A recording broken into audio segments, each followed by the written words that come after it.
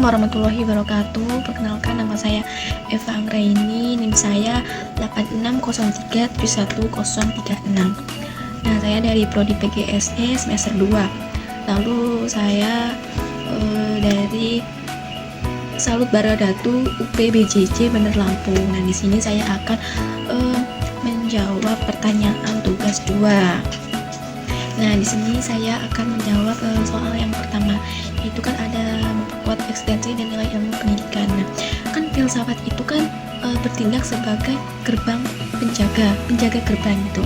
Nah, intelektual yang memastikan pendidikan berdiri kokoh sebagai disiplin ilmu yang mandiri. Nah, eksistensi filsafat ilmu mempertegas bahwa pendidikan memiliki objek kajian yang unik, yaitu manusia dan proses pengembangannya.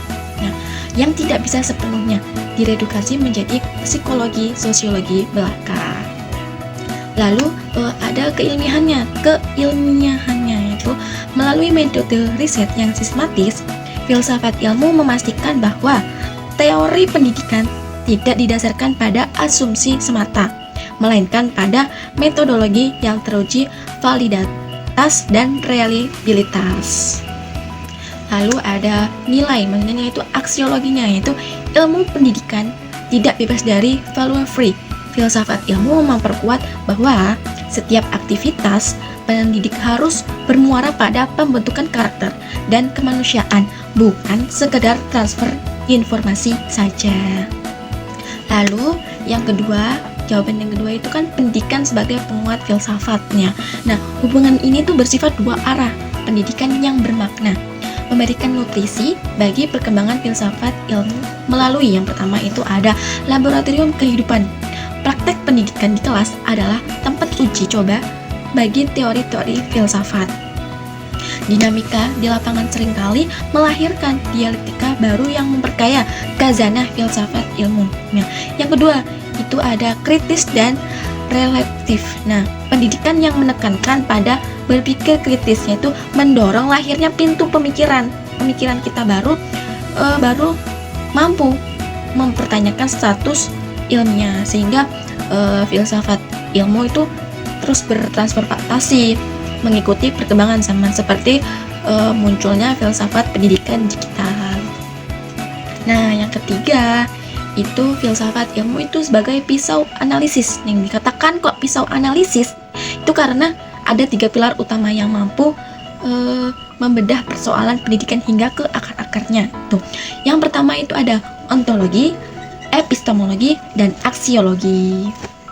Nah, yang terakhir itu ada contoh konkret penerapannya. Nah, penerapan filsafat dapat dilihat secara nyata dalam kebijakan praktik berikut. Nah, yang pertama itu ada kurikulum merdeka, yaitu kebijakannya secara ontologis memandang siswa sebagai subjek yang memiliki potensi unik atau humanisme, bukan objek yang harus diseragamkan.